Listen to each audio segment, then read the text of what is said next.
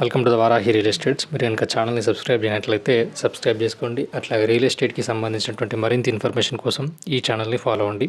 ఇప్పుడు మనం చూస్తున్నటువంటి ఈ ల్యాండ్ ఉన్నటువంటి లొకేషన్ వచ్చేసి ప్రజ్ఞాపూర్కి దగ్గరలో ఉన్నటువంటి ల్యాండ్ ఇది మెయిన్ రోడ్. మెయిన్ రోడ్ నుంచి మనకు ఫస్ట్ బిట్ అనేది సేలింగ్ అయితే ఉంది. ఇక్కడ చూడొచ్చు మనకు ఫ్రీ కాస్టింగ్ వాలేసి ఏదైతే కనిపిస్తుందో ఇదే మనకు సేలింగ్ ఉన్నటువంటి ల్యాండ్. మెయిన్ రోడ్ నుంచి ఫస్ట్ బిట్.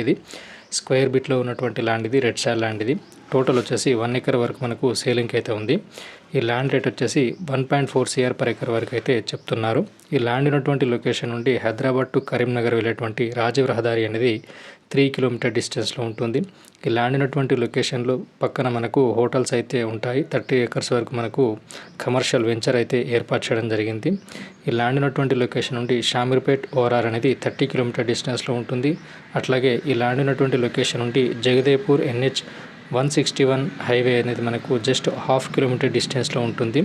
అట్లాగే ప్రజ్ఞాపూర్ రింగ్ రోడ్ అనేది జస్ట్ 3 కిలోమీటర్ డిస్టెన్స్లో ఉంటుంది. ఈ ల్యాండ్ ఉన్నటువంటి లొకేషన్ నుండి త్రిబులార్ అనేది 3 కిలోమీటర్ డిస్టెన్స్లో ఉంటుంది. అట్లాగే ఈ ల్యాండ్ ఉన్నటువంటి లొకేషన్ నుండి అల్వాల్ అనేది 50 కిలోమీటర్ డిస్టెన్స్లో ఉంటుంది. హైదరాబాద్కి పరిసర ప్రాంతాల్లో ఇన్వెస్ట్ చేయాలనుకున్న వారికి ఇది ఒక మంచి ఆపర్చునిటీ అని చెప్పొచ్చు.